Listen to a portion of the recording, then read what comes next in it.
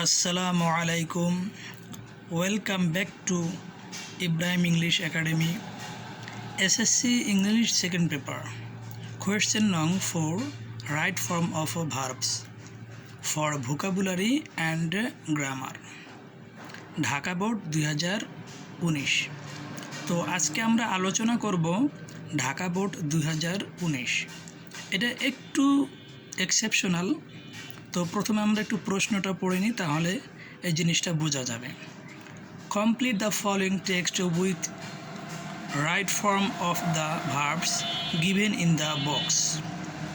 You can use one verb more than once.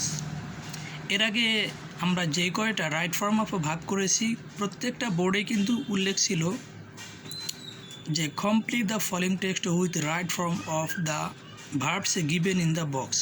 অর্থাৎ অতিরিক্ত এখানে কিন্তু সংযোজন হয়েছে you can use one verb more than once. অর্থাৎ এর আগে প্রত্যেকটা ছিল 10টি ভার্ব, আর এখানে আছে 8টি ভার্ব।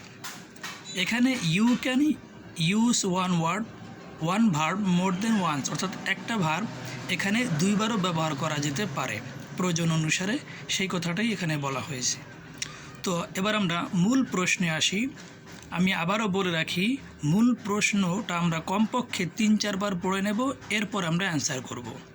তো মূল প্রশ্নটা শুরু করি। Patriotism is a Nobel virtue. Patriotism মানে হচ্ছে দেশপ্রেম।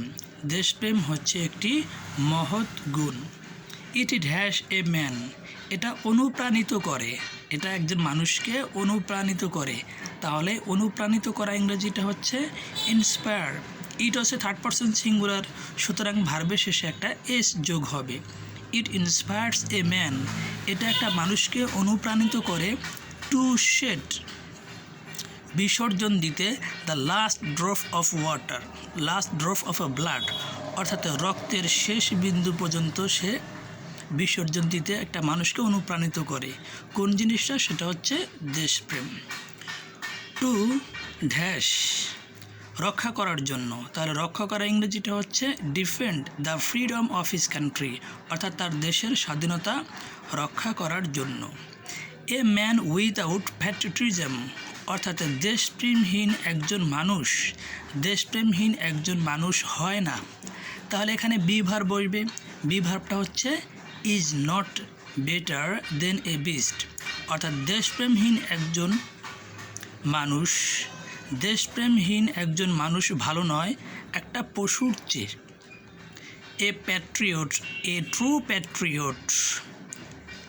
Patriot is honoured by all, অর্থাৎ একজন সত্যিকারের দেশপ্রেমিক সকলের দ্বারা সম্মানিত হয়।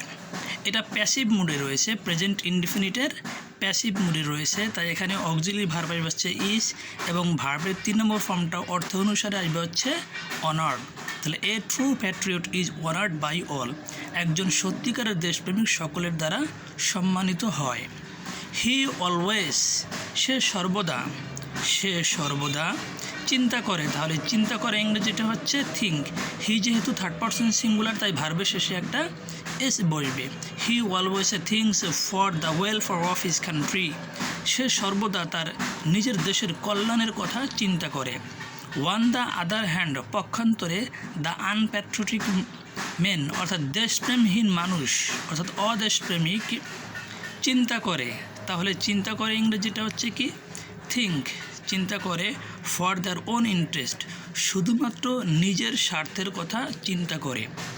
দোস হু,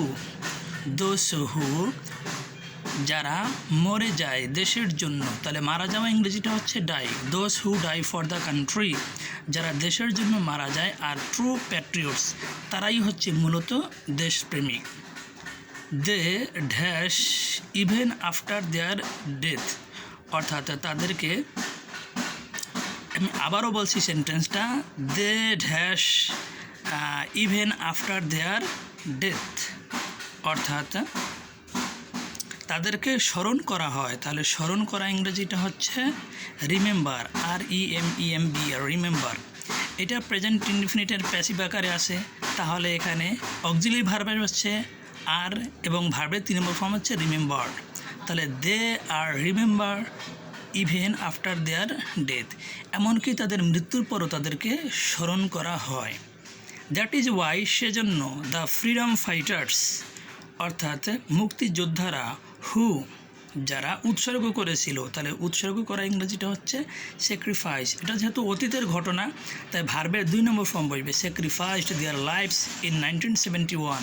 1971 সালে যে সকল মুক্তিযোদ্ধারা তাদের জীবনকে উৎসর্গ করেছিল, আর রিমেম্বার্ড অর্থাৎ তাদেরকে স্মরণ করা হয়, অ্যান্ড এবং সম্মান করা হয়, তাহলে এখানে আসবে হচ্ছে অনার্ড ফর এভার, তাদেরকে সর্বত্রই স্মরণ করা হয় এবং সম্মান করা হয়। তো এভাবে আমি প্রত্যেকটা জিনিসের নিচে আবার বাংলা অনুবাদ করে দিয়েছি যেন তোমরা খুব সহজে জিনিসটা বুঝতে পারো এবং মনে রাখতে পারো। আর উপরে তো গ্রামাটিক্যাল আলোচনা করলামই।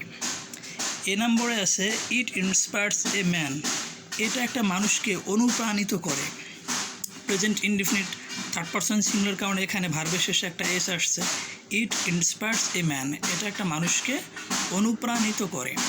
এরপরে বি নম্বর বলা আছে টু ডিফেন্ড দ্য ফ্রিডম, অর্থাৎ স্বাধীনতা রক্ষার জন্য।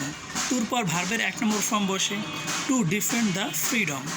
সি নম্বর হচ্ছে a man without patriotism is not better than a beast, দেশপ্রেমহীন একজন মানুষ ভালো নয় একটা পশুর চেয়ে।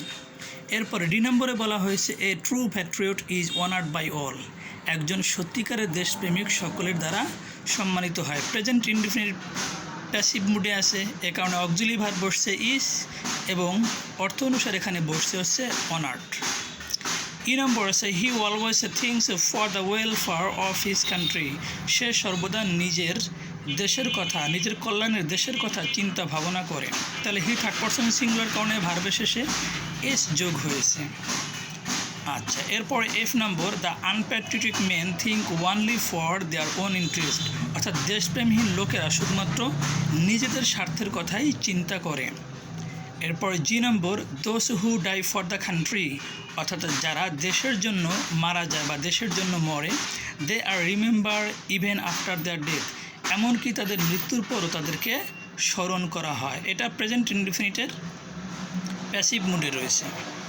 এরপর হচ্ছে I number the freedom fighters, মুক্তিযোদ্ধারা হু স্যাক্রিফাইস দেয়ার লাইভস ইন 1971, 1971 সালে যারা তাদের জীবনকে উৎসর্গ করেছিল।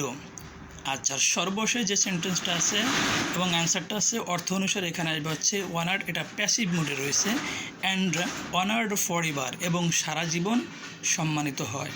তো তোমরা এভাবে প্রত্যেকটা বোর্ড অনুশীলন করতে থাকো, আশা করি এটা থেকে কিছুটা হলেও ধারণা পাবে। আর আমি একটা কথা বলে রাখি যে 4 নম্বর প্রশ্নটা কিন্তু এখানে একটু এক্সেপশনাল, সেটা হচ্ছে you can use one verb more than once, অর্থাৎ তুমি একটা ভার্ব একবার বেশি বা 2বার ব্যবহার করতে পারো। এরকমও পরীক্ষা আসতে পারে এক্সেপশনাল কিছু, তো এদিকে খেয়াল রাখতে হবে। এ কারণে প্রশ্নটা মনোযোগ সহকারে পড়তে হবে। তো আজ এ পর্যন্তই, সবাই ভালো থাকো, আল্লাহ হাফেজ।